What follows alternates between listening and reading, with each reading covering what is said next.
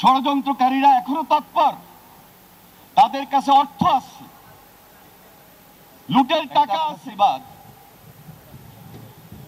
একটা ফ্যাসিবাদী শাসক, একটা কর্তৃত্ববাদী শাসক কতটুকু ভয়ঙ্কর হতে পারে হয়তোবা জীবনে বেঁচে আছি। অনেকে আহত, নির্যাতিত। আমি ব্যক্তিগতভাবে বলতে পারি যে আমি যেহেতু ছাত্র রাজনীতির সঙ্গে সরাসরি জড়িত ছিলাম, 1996 সালে ছাত্রদলের প্রেসিডেন্ট ছিলাম, তখনও এই শাসকের, এই হাসিনার, এই ফ্যাসিবাদের ভয়ঙ্কর রূপ তখনও দেখেছি। এদের কিন্তু তখনও জনভিত্তি ছিল না, গণভিত্তি ছিল না। এরা জনশত্রু গণশত্রুতে পরিণত হয়েছিল। কিন্তু কিভাবে টিকেছিল? পার্শ্ববর্তী দেশের সচিবরা যদি, পার্শ্ববর্তী দেশের সরকার যদি এদেরকে সরাসরি মদদ না দিত, বাংলাদেশে তাদের নেতৃত্ব দেওয়ার কোনো সুযোগ ছিল না। এদের ষড়যন্ত্র শেষ হয় নাই।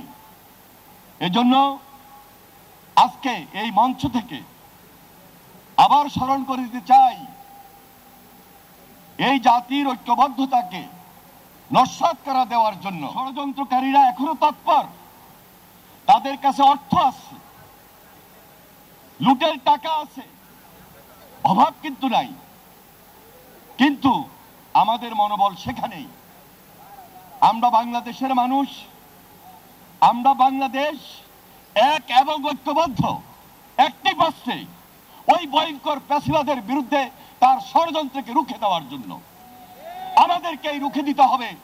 যেমনি ভাবে 5 আগস্ট আমরা নতুন ভাবে তাদেরকে রুখে দিয়েছিলাম, ভবিষ্যতে তারা যদি আবার কোনো সুযোগ দিতে চায়, আগে আগস্টের থেকে যেই জুলাই আন্দোলন ছিল তার চেয়ে ভয়াবহ ঐক্যবদ্ধ স্পিরিট আমাদের মধ্যে কাজ করবে। সেটি আমাদেরকে জাগিয়ে তুলতে হবে।